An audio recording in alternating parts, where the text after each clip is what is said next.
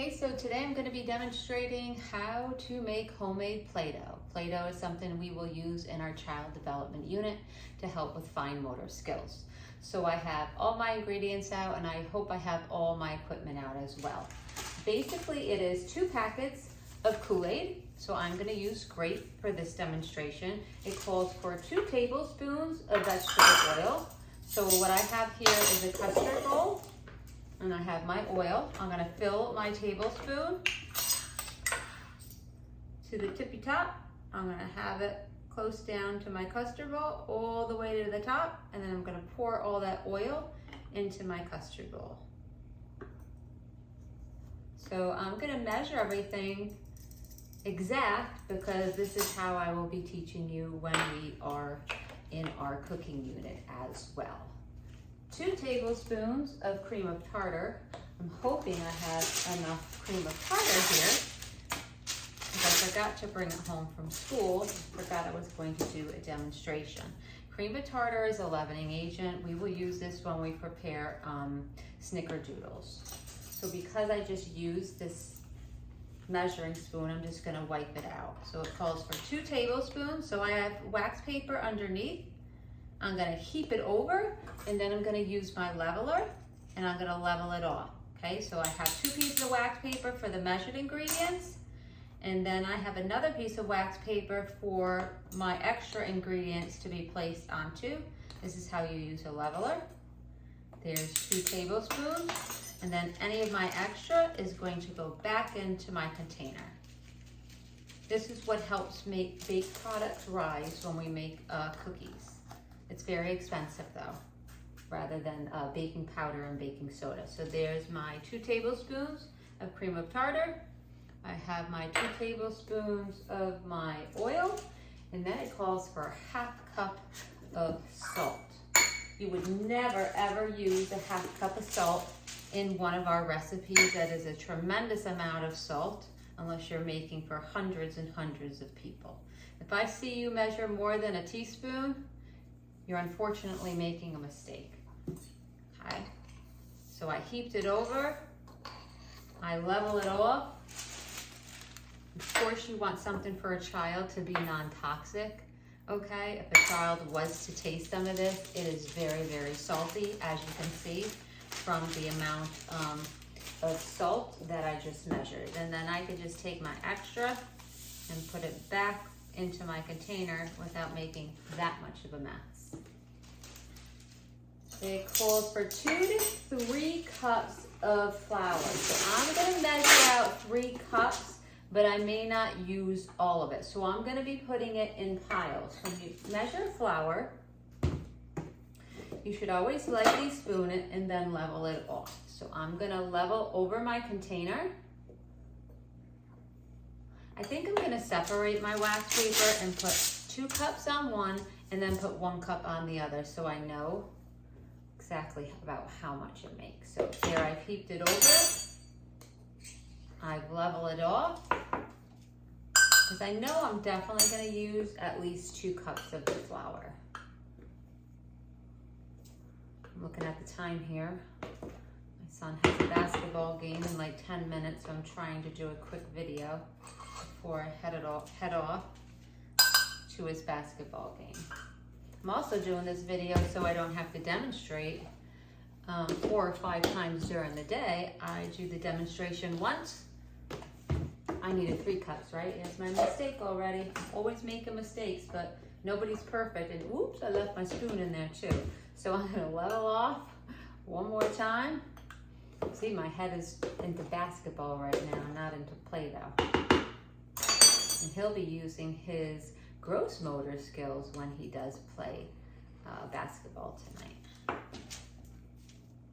All right, so now I'm gonna need that flour again when I am kneading. I hope I measured 2 tablespoons. I forgot now, 2 tablespoons of the oil. Oh well, I may be doing this again. And then the last thing it calls for, I'm gonna put my hot water on, is it calls for 1 cup of hot water. So I would use a liquid measuring cup for the hot water. So I'm gonna let that run a moment. While I do that, I'm gonna grab some scissors to open up my Kool-Aid packets when I need that open. Okay, the first direction says to measure out all ingredients, place in a medium-sized bowl. I'm gonna stir it together. I'm gonna let that get a little bit hotter. Okay.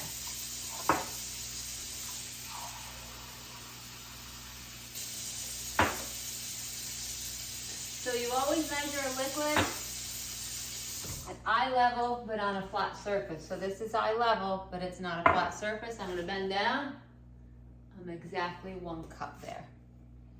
Right, so I'm gonna take my 2 cups of flour in a medium-sized bowl. I like to use a metal bowl. I just think it mixes better in the metal bowl. I'm gonna take my cream of tartar, my salt. I'm gonna stir those dry ingredients together first. Remember, I only put 2 cups of the flour in. I'm definitely gonna be adding more. I'm gonna take my other dry ingredient, which is my Kool-Aid packet. It's gonna start smelling like grape Kool-Aid, my favorite. Love that smell. I'm gonna add my oil, which I hope is 2 tablespoons. And I'm gonna add my hot water. And I'm just gonna stir it. I like to use a metal spoon because when I've used a wooden spoon in the past, I sometimes discolor this spoon. Okay, so you can see it's pretty watery and sticky. Okay, but I'm gonna keep stirring it and I'm scraping the side of the bowl. And if I was to put my hands in this right now, it's just gonna stick. So I know I'm gonna need maybe all of that flour. So it says to add enough flour to form a soft dough. Right now, it's a very, very sticky dough. I would not be able to touch this. So I'm gonna add a little bit at a time. So I'm gonna go about 1/4 cup, which is the half of the half cup that I have here. I'm gonna stir it again. See it getting hard. It's getting a little bit more thicker. A little bit more thicker. I don't know if that's a word. It's definitely getting harder to stir. I'm working up a sweat here. It's more of a soft dough, more kind of like a pizza dough, but it is still a little sticky. Oh, here comes Lulu. Lulu's looking to get on camera. Hi, Lulu. You smell that Kool-Aid, don't you? I'm gonna go a little bit more. Not gonna put it all. Keep going, because you don't want too much flour. Too much flour is gonna make it crumbly.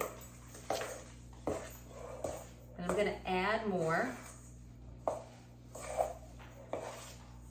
So it is at that soft dough, and then it says to knead on a floured surface.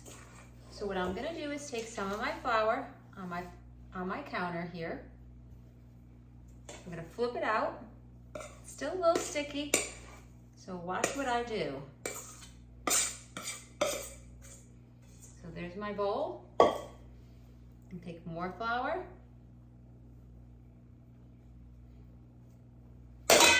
So kneading is the process of pushing, folding, and turning.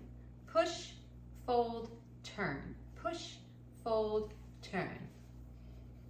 So I kind of just keep going like that. Push, fold. I do it quicker.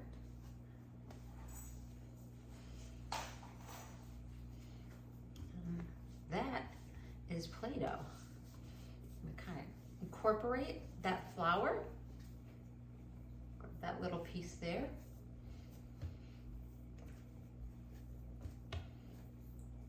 Ooh, this is gonna be fun. Lulu's, look at the Play-Doh. You can make shapes, you can roll it out. So you can roll it, shape it, twist it, right? And then basically what we do, and get a little bit more flour onto it. Just knead it a little bit more. And then you store it. I'm gonna grab a container. And I'll have about about 3 or 4 made, and I'll try to do different flavors of the Kool-Aid. I'm gonna put it in my container here. Take a cap, and that's it. I usually store it at room temperature. Sometimes I even put it in the refrigerator for school, okay? And it stores well there as well. All right, so that's it. That is grape homemade Play-Doh using Kool-Aid. So you can make that at home. I'll have this up on YouTube, so I hope you guys enjoyed the video and you learned something new today.